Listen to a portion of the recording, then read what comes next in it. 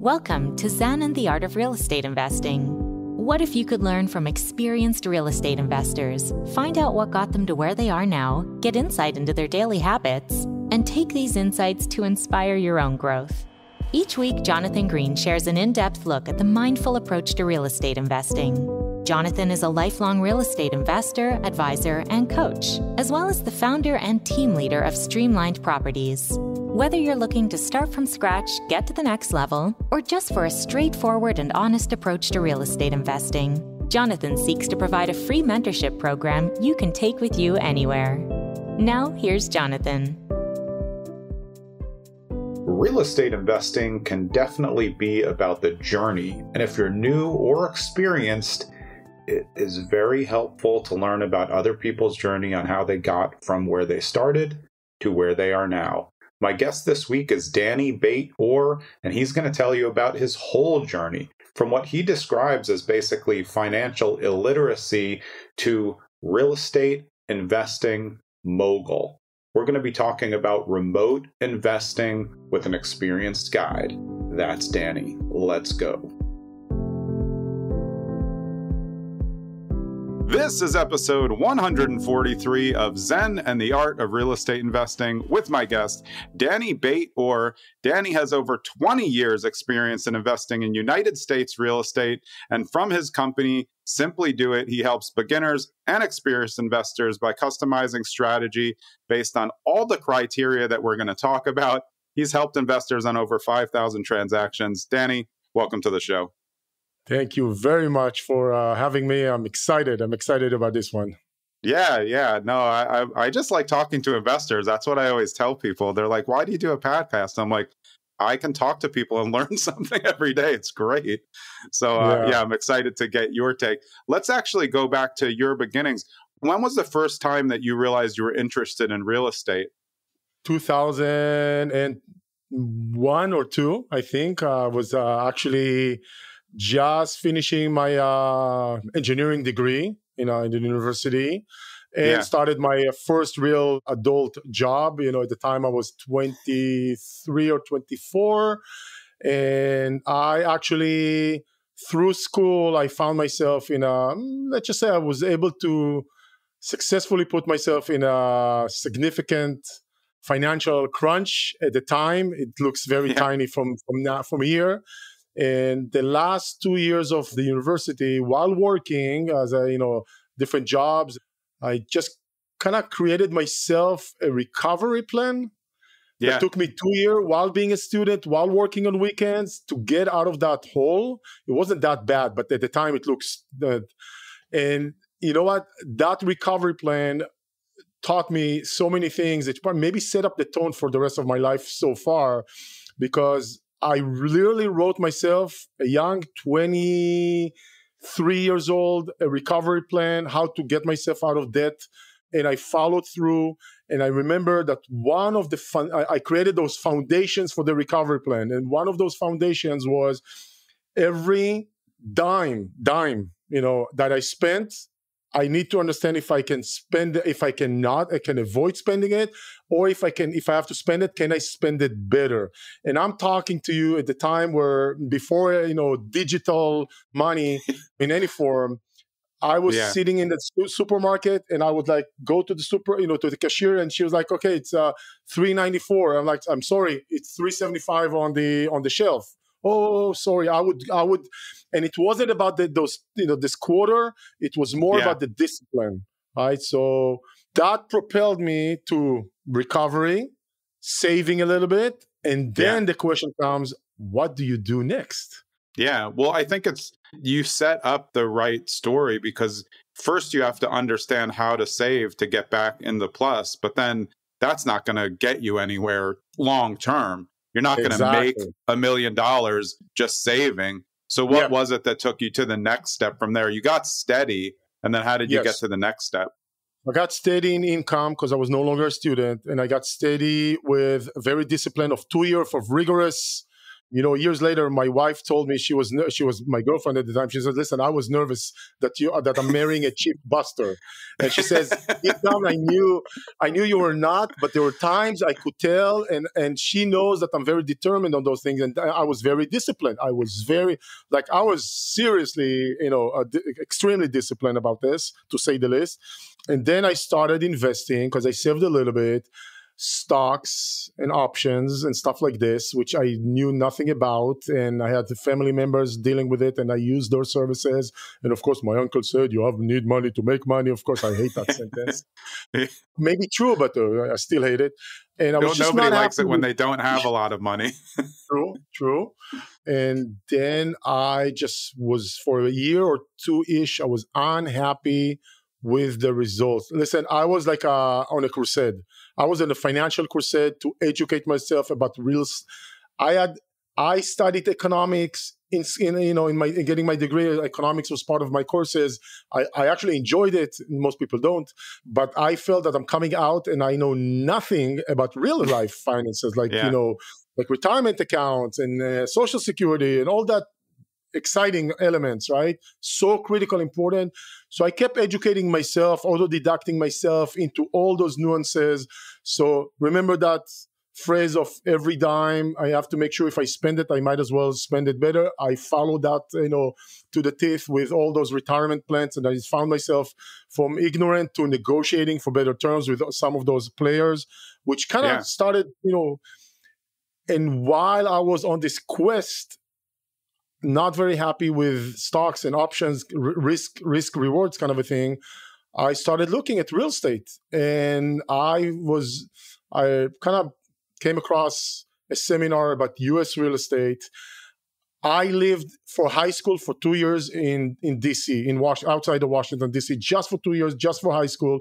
So I have a little bit of exposure, experience, something, So US was not completely strange to me. But I fell in love with the idea of the risk rewards, what can be done. I felt that for my personality, it's actually better not to go with the stocks and options avenue or to be like, what's going on today? I'm like, I hate that. I am more, I felt that real estate would be more appropriate to my skills, to my personality. I also told myself that since I don't have the how to get rich quick scheme playbook at hand, and I cannot deploy that, I might as well go with the get rich slow kind of a playbook. Yeah. So that was kind of the playbook, the switch. I switch records or CDs or playlists, whatever you want to call it. And I was following that one. A couple things in there, though. I if you go back to your philosophy of how you started, spending money wiser, the same amount of money, I think that directly applies to real estate investing, because say you have $500K to burn on a loan or cash, you can spend it really terribly if you're not smart. But if you really take more time, like we just said, and look at the assets and not pull the trigger on everything, but wait until you find the best way to spend that money, I think that's really where a lot of investors go wrong. Absolutely. I know you have that experience now. Do you see that in other investors? They're so excited to get into the game that they just really jumping at the first thing out there that matches. It's crazy that you say that. I just did yesterday and today, finishing it up, a deconstruction of an investment opportunity that was purchased in Austin, Texas, or outside of Austin in 2021, not a deal that came through us. And the first time in my 20 years, I decided to take someone else's investment and kind of deconstruct it. And I'm not being gentle about it. I will tell you that. And that, and that's exactly what you just said. Someone who took $455,000 and I feel sad. Like I could have helped you not being where you are with this right now, right? Just in a whole different situation. I think, like, why would someone do that? Like, I ask why? I don't know. I don't know the answer. Well, I mean, at the time, 2021 Austin, it was on every list as the best place to invest. But all of us knew, well, it's been on the list for 3 years now, so it's dead. You can still make money in Austin. You just need more money to make more money. Right, exactly. I will have to tell you, I actually discourage people from going to Austin because, by the way, disclaimer, I love Austin, right? That has nothing to do with investing. I agree. But no, I think same for me as once I see it trending, then that's not for me because I can't make the most money there. I can make better money somewhere else. And it's for what we're both saying is I'd rather make better money. Maybe I can make a little money on my 500 there, but I like to make better money. That's exactly it. Straight to the point. I always told I have the appreciation for myself and my clients' hard-earned money, right? So if I'm in an area that I know, I think, well, as much as I can tell, they can do better elsewhere. I can do better elsewhere. They can do better. I owe it to them to tell them, listen, I think you can do better elsewhere for those reasons. I could be wrong, no doubt. But I'm just saying, let me give you my logic here. And it's depending on, by now, 20 years of experience, plus the crash of 2008 and so many things. So, it's, and cautiousness. So it's not just out of thin air, like, oh, I don't feel like Austin. It has nothing to do with how I feel about the area. Yeah, no, I love it too. When you transition from stocks and alternative assets more towards real estate, was part of it because real estate's tangible? You can actually go see it and touch it? Because for me, I still like stocks, but it's just like in the air for me, like crypto. Like, I don't even know if it's real. It's not, I can't go see it. I can't improve it. It only goes up in value for random things that I have no control over. Was that part of it for you? 100% part of it. And I think the story that I told myself to convince myself and maybe still say, I always felt that in the stocks or paper or notes in the, stock market notes, the control impacting the value is in the hand of a small group, 5 people, 10 people, 20. Right. This is, real estate by nature, it's just spread in so many directions. No single entity, maybe just in a very extreme situation can have an impact on that. So I just couldn't fathom the fact that a smaller group of people is impacting the value of the stock. Even if they have good intentions, they still can make wrong-turn decisions, as we know in businesses. Yeah. So I just couldn't live peacefully with that concept, which is pretty much what you're saying as well. Yeah. Well, growing up, though, was your family into real estate at all? I know you were in Israel at the time growing up, but it wasn't a thing, right, at all? Not at all. My dad is career military. My mom, middle class. Mom works probably most of the years, 2 jobs. So we can, the family could live comfortably. But I would say middle class in the sense that we didn't have any luxury in the house, but nothing was missing. But, going to restaurants was not something that we would see every often, just on a special occasion. Like we would never have sodas in the fridge. That's never either water or maybe some syrup juice on a good day. Well, that was smarter anyway. But I got from my parents the hard work. Both of them very ethics of hard work. No one in very conservative. I actually look at my parents, love them dearly. I think that I learned that in life we are learned and being taught to have role model. And I think what we should also have is what I call negative role model. A negative role model is someone like my parents, and I do have at least 2 or 3 other people in my life that I look at them and I say, this is not what I want to be. Or I ask myself, if this was this person in this intersection of a decision, what do I think that person would do? And I make the opposite turn. So I like to use over the years what I call the negative role model as a to project how I should go about life a little bit differently. My parents are doing well. Yeah, they saved and they're very conservative and they're healthy and everything. But financially, it was probably only in their 50s they started taking a breather. Maybe in their 50s, not even sure about that. Yeah, I mean, if I look across our past guests, a lot of people who weren't born in the United States, who came to the United States later, started in other jobs because their parents, had more of a scarcity mentality because of the countries that they lived in. They had to.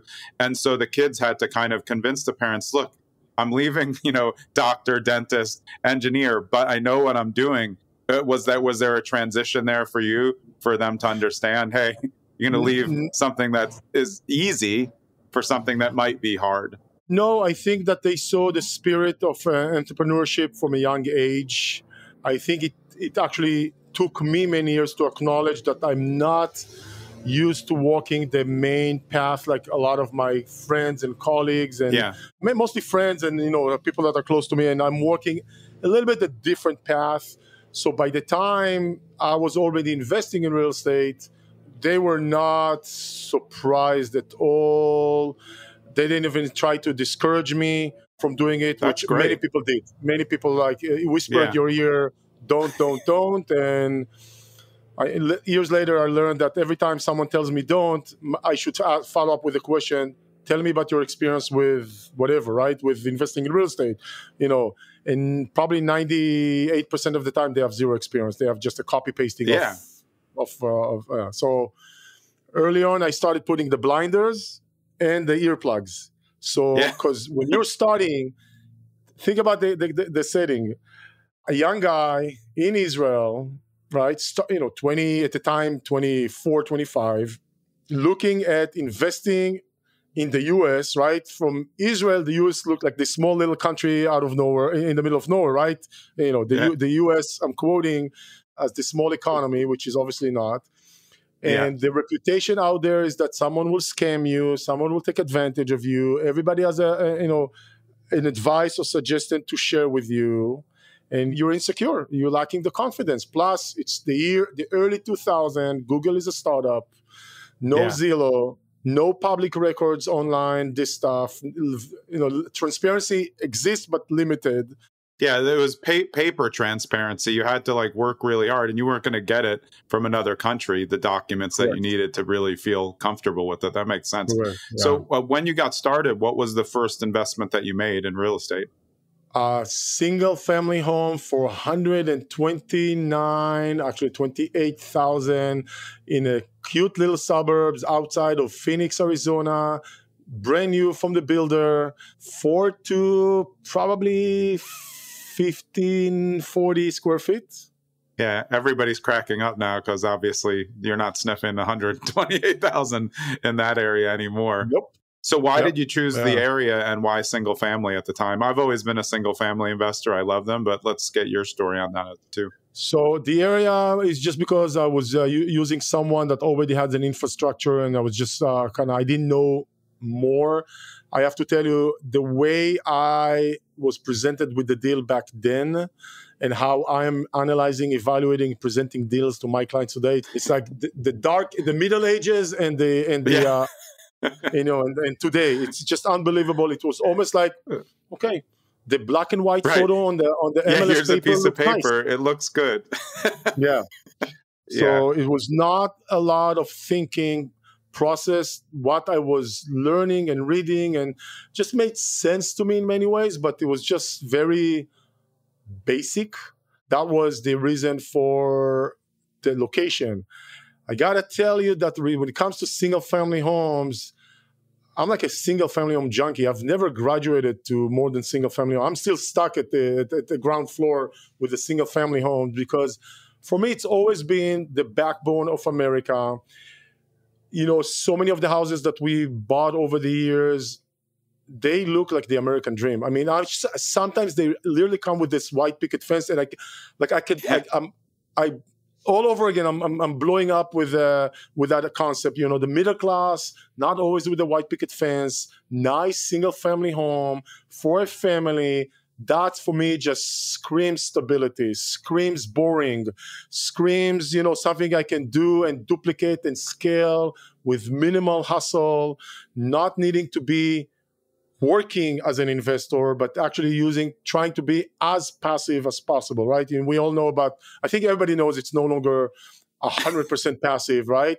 But I still aspire to be as passive as possible. So those type of properties are generating that setting. Plus, over the years, I've learned that, real estate is not very liquid type of asset. As we all know, within real estate, probably single family home in the US is the most liquid asset of them all. And so they tend to be, easier to sell when you want to sell, tend to go up most when you want, when the market is appreciating, tend to go down last and least when the market is declining. So it's a very stable, safe product with those amazing mortgages that are available to us here with, that are not pegged, not indexed, something that doesn't always happen across the world. We just take them for granted. It's amazing. Those mortgages, even at 7%, they're still amazing.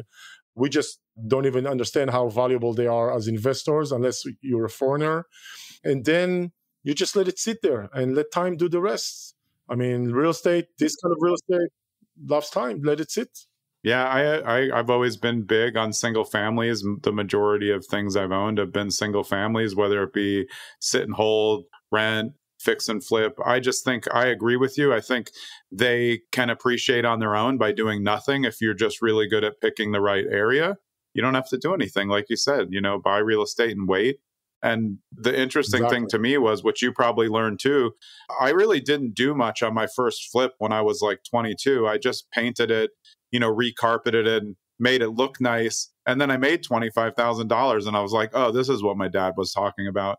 It finally made sense. I really was nothing special. I didn't, you don't have to knock down a whole house to make money. You just have to know how to buy. And I think that takes a long time. So I know the first one, you're just like, I got to get in here, get this piece of paper and get it done. But as you progressed, how much has it changed? Because you said it's changed so much in terms of your due diligence and underwriting and demographic research for areas that you want to invest in. Yeah. So what happened is I entered the crash of 2008 with multiple properties. By that time, I already moved here to Northern California. Now I'm in Southern California. I already bought multiple properties, already pulled out money out of that. I call it my little zoo in Arizona. I pulled some cash out of it, bought more properties with that. And I got into the crash of the 2008 with multiple properties, heavily leveraged, negative cash flows across the board on all my properties because highly leveraged. And that was not pleasant to say the least.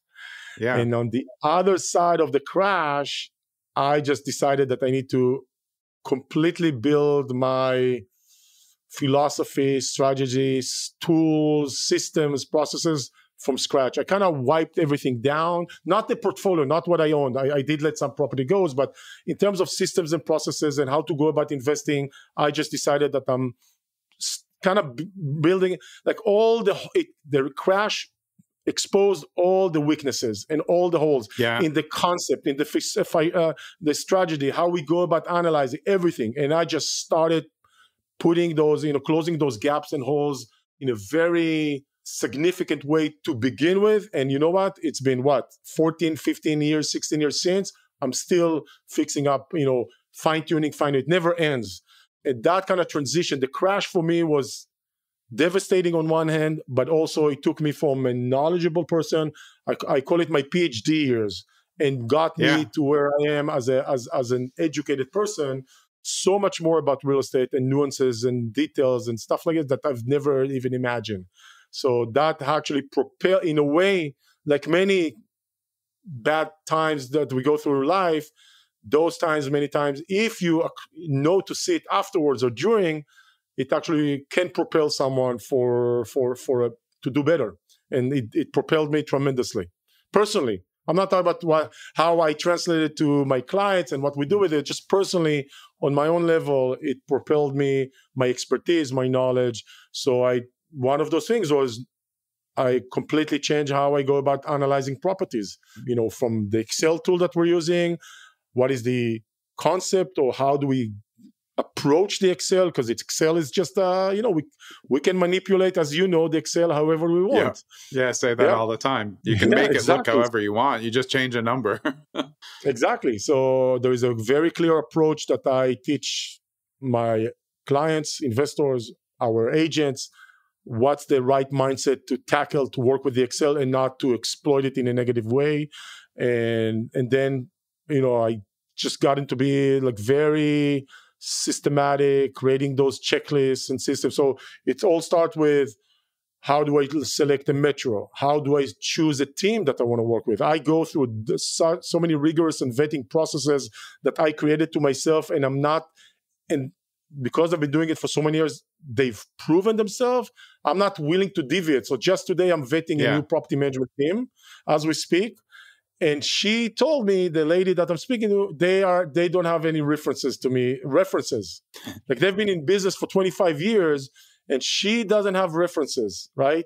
Now, references for me, it's not critical, but it's definitely part of the process. I mean, you're not giving me couple. references. You're not giving me references. It just sends such a bad message. Almost like saying, I don't have good references. I know that's not the case, but I'm just telling you, you're hurting yourself, not just for me, because people ask for it. So yeah, of course.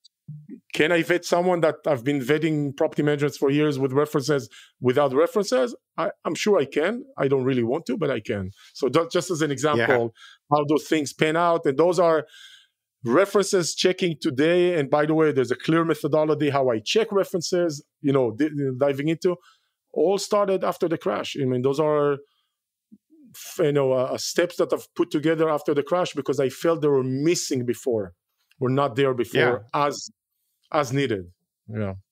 Yeah, I think the crash exposed a lot of things. I think for most people, it really exposed the use of leverage because there's a lot of books that talk about how much leverage you can use and how it's so great. But a lot of us had been through other financial anomalies to know, like, I fortunately grew up as a cash investor and I only started using leverage when I kind of figured out I could, but I still don't like it. I do it, but I don't really like it. I'm always uncomfortable just because I know what happened in 2008. But like in 2006 and 2007, like anybody could get a loan for anything.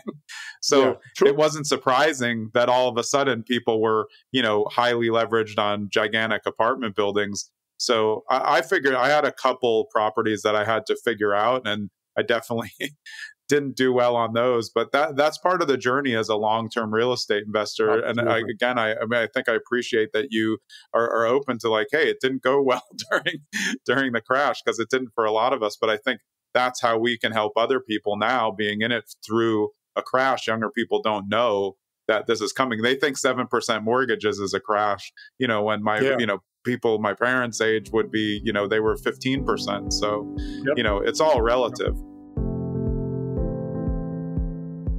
Hey, this is Jonathan. Thanks for listening to another episode of Zen and the Art of Real Estate Investing. On this brief interlude, I wanted to tell you that we have a mailing list. I actually don't love mailing lists. There's so much. This is not an automated mailing list where you get on a drip campaign. These are written once a month. Will eventually be at once a week again by me, direct, and they're not spammy. So if you want to sign up for our mailing list, you can go to bit.ly/streamlined with a D mail. Bit.ly is bit.ly/streamlined mail. See you there. For new investors now, when you're working with them, what do you see as the biggest pitfalls for new investors, the things that they're maybe doing wrong in terms of due diligence or market choosing or just getting their finances ready? I think there's a bunch of things that I keep seeing again and again. One of them is people are just sticking to the screen or to Zillow or any of those different websites as if the answers are 100% there. It's just not going to give you the entire answers, right? There's things that you cannot get from the Zillow. I'll give you an example. We were looking at about maybe a year and a half ago on a rental property outside of Fort Worth.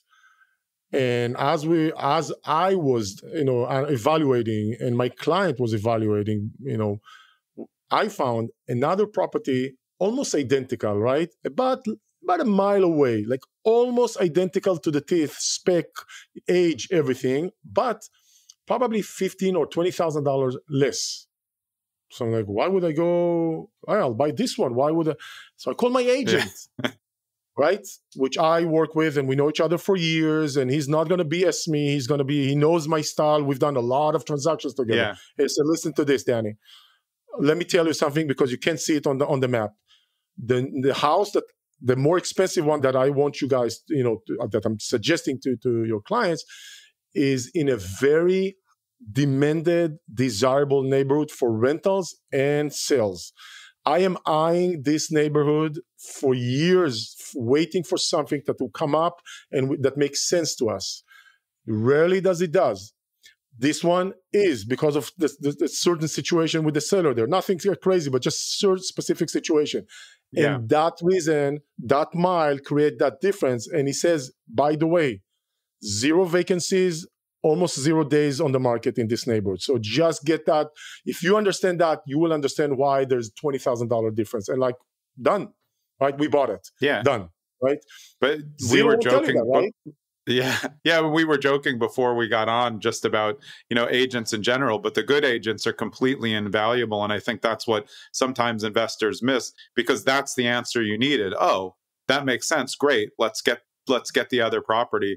But I agree with you. I've always said a lot on the podcast that I feel like newer investors are spending a lot of time doing spreadsheet warrior things. They're vetting a lot of deals through Zillow, but that's just a computer game to me. Like I always ask people, one, have you seen any properties? But more, what I really want to know is, have you ever smelled a basement? A basement that's had water, because I can smell it right away. We all know if you walk into a house, when there's been a water issue. But a new person's not going to know, oh, it's just musty. They need to open the windows. No, there's a difference in the smells. And that can cost you, $50,000, $100,000 if you just don't know those things. So I always encourage people, get out in the game. You can just go to open houses if you don't have an agent, but you need to get in and see houses.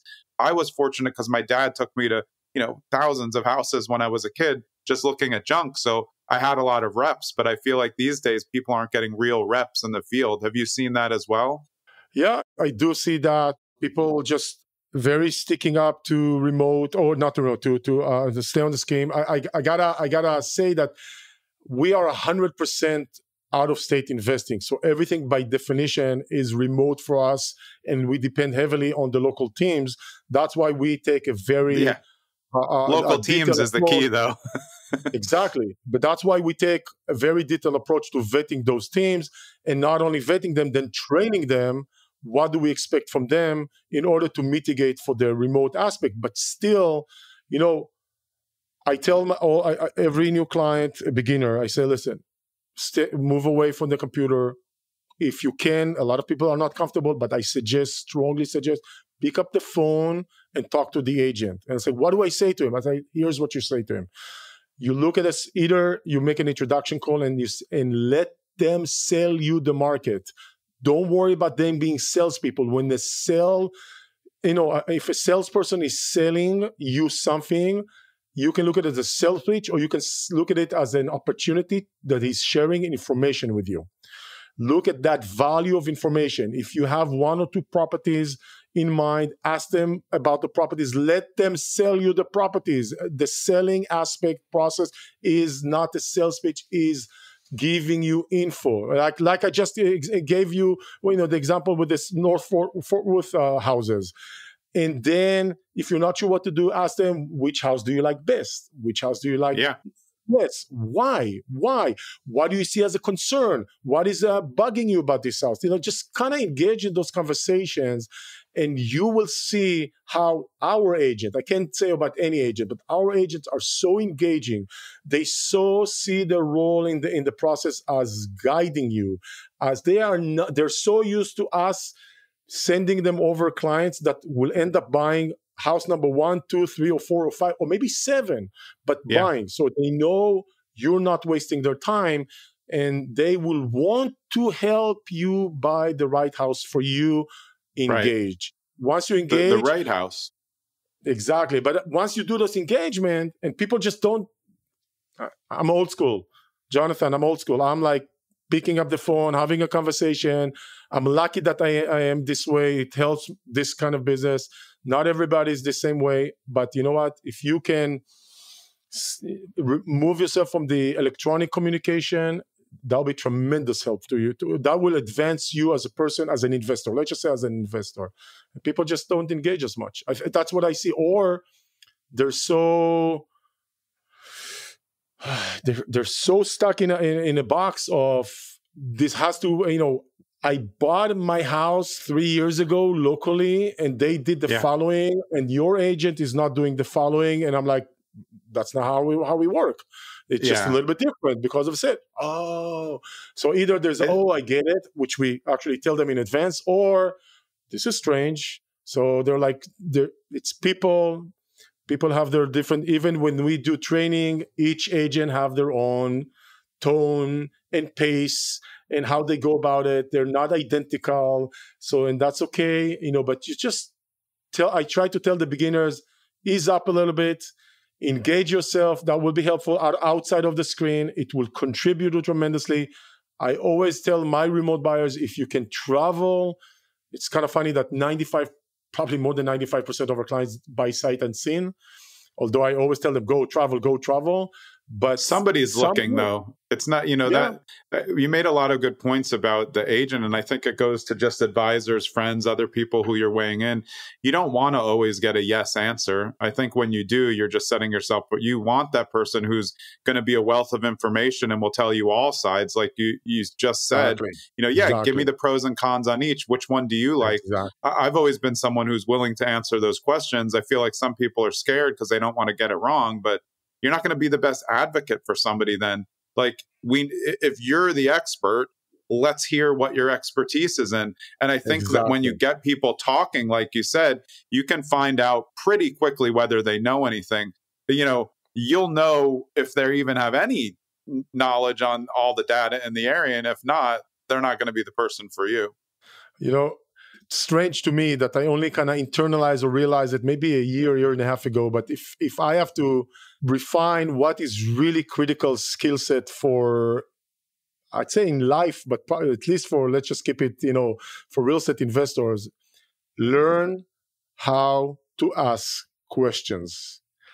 Because even when I call people, even an agent are supposed to be a salesperson, not all of them are salesy, talkative. I have a guy who's so knowledgeable about the market, who's so knowledgeable about the numbers, the Excel.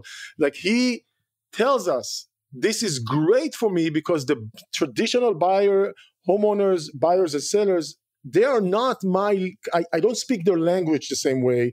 And with your clients, when I have to talk the numbers and I have to talk those aspects of as an investor, he opens up, right? So he's a great agent, but he tells us he's more comfortable in this side of the operation.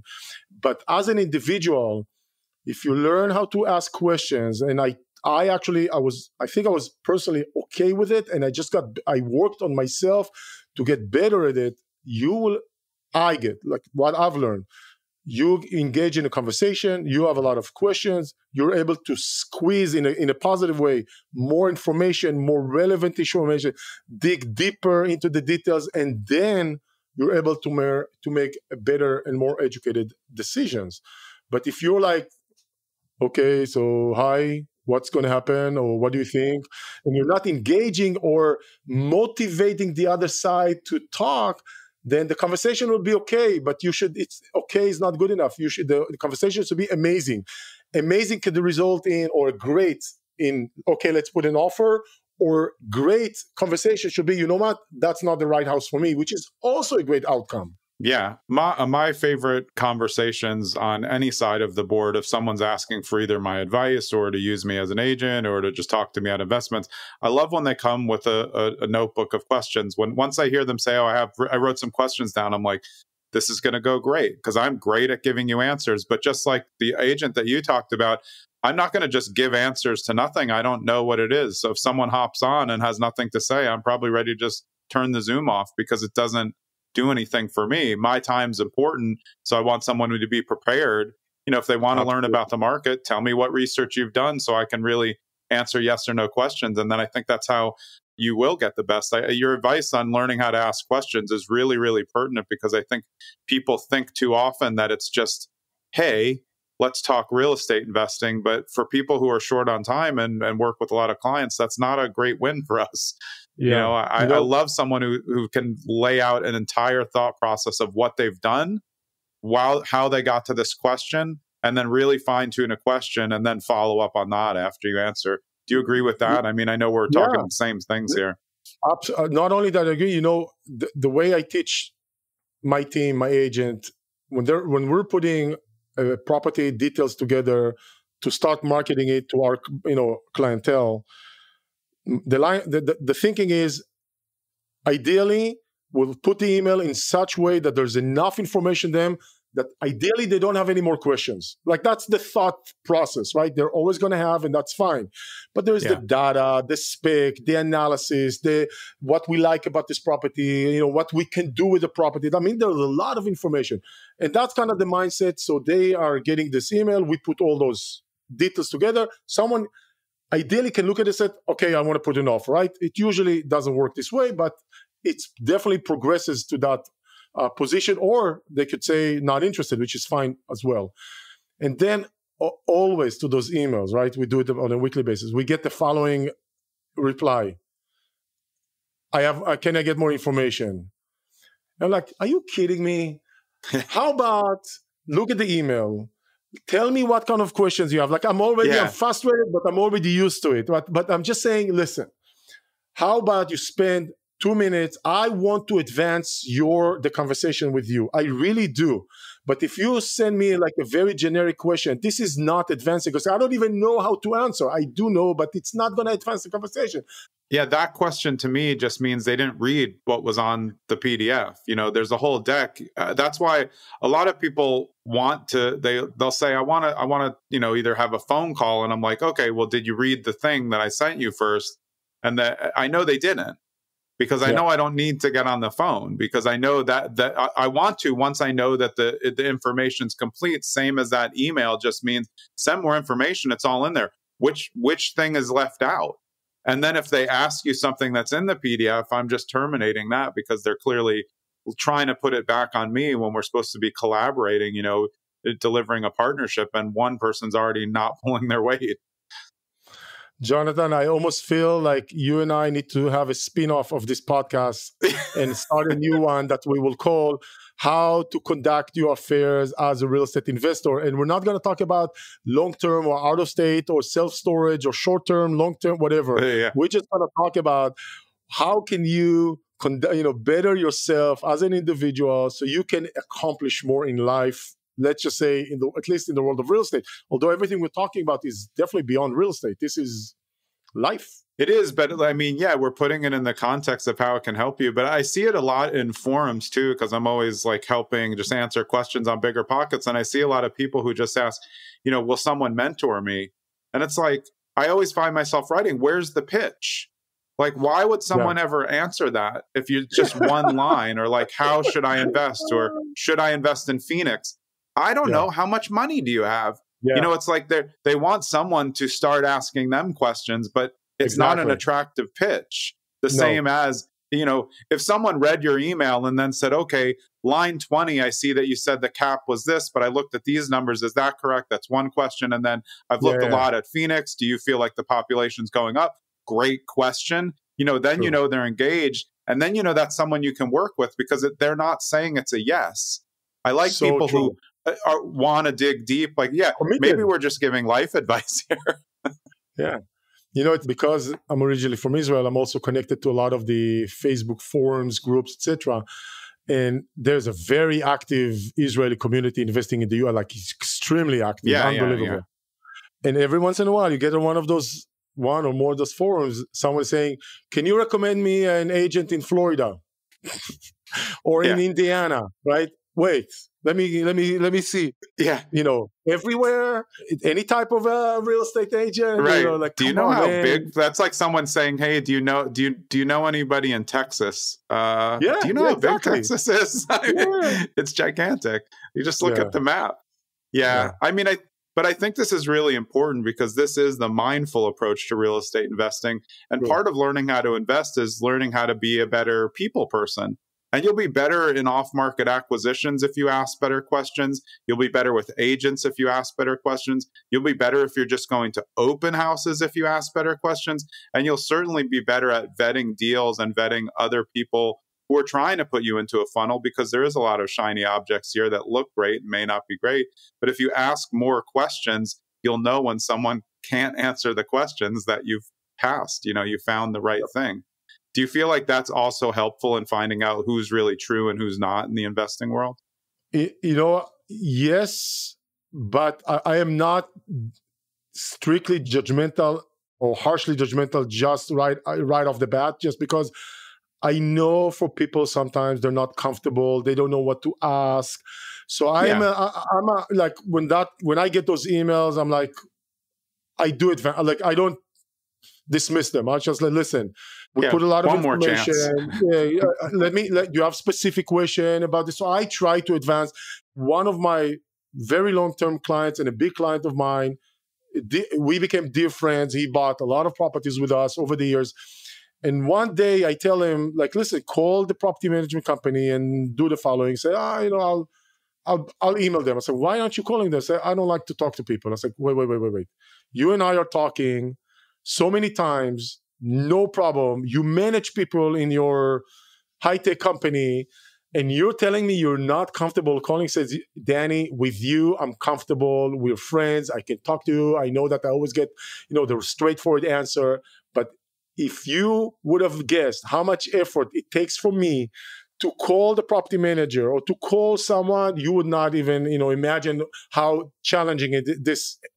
So you know what? Yeah. He taught me that lesson. I knew it, but he kind of really nip it in the butt, because that tells me a lot of the people are a little bit lost. So I want to be not the one who kicks them immediately. I'm like, okay, let me try and help you. Let me try and guide you, and then help them. And along the way, I will teach them some of those skills, because I tell them, listen, it's really benefit you. And they see it right now when there's an actual need to call. All of a sudden, they see the need, they'll make the call, and then they also know or learn after that call, the other person on the other side is on their corner, is not someone random. So that really helps that. So I'm a little bit it annoys me on one hand, but I'm also a little bit, kind of keeping in mind, not everybody is maybe old school comfortable picking up the phone. So yeah. I think that's a great point, though, and it goes to what we were just talking about before. Sometimes the unwillingness to make a call or make an inquiry is just because you don't know what questions to ask. So if you do more research and have the right questions, and then you're just creating something that's going to waterfall because you ask the right question. Hey, now it's fun. That's why podcasts are fun. Like, you just get on a roll. We have no script. We're just talking about real estate investing. So before we hop off, let's talk about your company, Simply Do It. Tell us what you guys do there and how people can get in touch with you. Yeah, so Simply Do It, my company, while I'm based in Southern California, we operate throughout multiple US metros with a very clear objective to help our clients buy long-term, very boring residential rentals, right? I'm emphasizing it because most of the people that we work with have jobs, have families. They live, majority of them on the West Coast, some on the East Coast. They want it to be, they understand it's never going to be 100% passive. Yeah, they're more just passive. Aspire. Yeah, exactly. So boring type of real estate, that nice house in the suburbs with a 2.4 kids, dog and a cat that go to school, that have the income, that have the jobs. That's what we aspire to do. So we can live our life here, right? Do whatever we want, be on a podcast and not worry about, working at our real estate business. So we're not trying to establish a real estate business, but more, I call it the orchard in the background, that someone else will even attend to our orchard of properties and so on.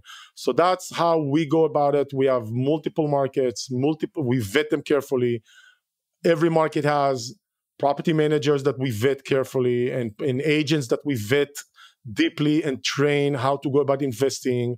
And we help facilitate those transactions to our clients. Many come with zero experience. Some come with little experience. Quite a few also. We have a lot of experienced people either with us or before. So we are very comfortable with working with all those type of people, helping them get to the next level. To get started, if getting started is the next level, we're good with that. If getting stuck somewhere, not sure what to do the next step, we're good with that as well. And we support them before we dive into a deal, while we're transacting with all the challenges that comes with with transacting, and support our clients with all the issues that will come up at the rental management ownership phase, which years after the purchase. Yeah. Because all the property managers that we work with, we are their biggest account. They give discount to our clients. They give better services to our clients just because of our buying power. So every individual person is benefiting from mostly from the knowledge, experience, and the buying power that we have with all those vendors. So that's kind of the gist of it. It goes a little bit beyond that, but that's really the core of what we do. The company name is Simply Do It.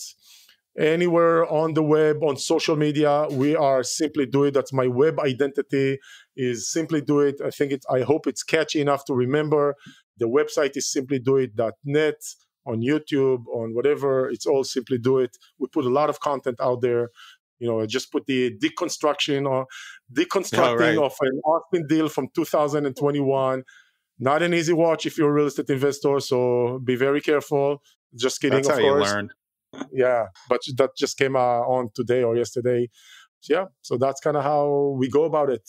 What better time than now to own boring real estate? It's very hard for people to buy right now. So if you have boring real estate that's looking to rent, it should be renting right away. If you have nice properties, you're going to have people who are going to take the year off from buying, hope that rates come down. Like, real estate should be boring. I mean, flipping is fun, but that's not for everyone. Buying boring real estate, like you said, for busy individuals, they know you still have to manage the manager, but they're buying into a funnel that you've vetted and done where there's leverage there, like you said. And I think that's really important because it's just more hands off. Nothing is truly passive, but more hands off is what these busy people are looking for. Well, that was awesome, Dani. I really appreciate it. It was great to meet you. And I have a feeling you and I are going to stay in touch. I have that feeling too, and I really appreciate for the conversation. I mean, I enjoyed the conversation, regardless if it's been recording, and I really appreciate you having me. Yeah, I appreciate it. That was Dani Beit-Or from Simply Do It. I'm Jonathan Green. We'll see you next episode. Wait, you have reached the end of the show. This is the part where you're going to get ready to check out, but I've actually changed this part. For over 120 episodes, you heard the same thing. Well, now I've changed it. I've thought about doing intros to the next episode, but I'm going to hold off on that for now. These are my pitches at the end. I've got nothing to sell you at all, but I do want to remind you that it really would help us if you support the podcast in the right way. All that means is subscribing to the podcast so you get it on Monday and Thursday, writing us a 5-star review if you believe that we deserve a 5-star review, sharing it with your friends, and being a participant in the Zen and the Art of Real Estate Investing community. Soon there's going to be a new website launched. Maybe when you're listening to this, it's already going to be out there. That's where we're going to have collaboration. You're going to be able to see a lot from the guest. It is coming soon, and I just want to tell you, from me to you, I don't know how I got here, over 100 episodes. I'm so appreciative of you listening to the podcast and especially sticking around to hear this part. We'll see you next episode.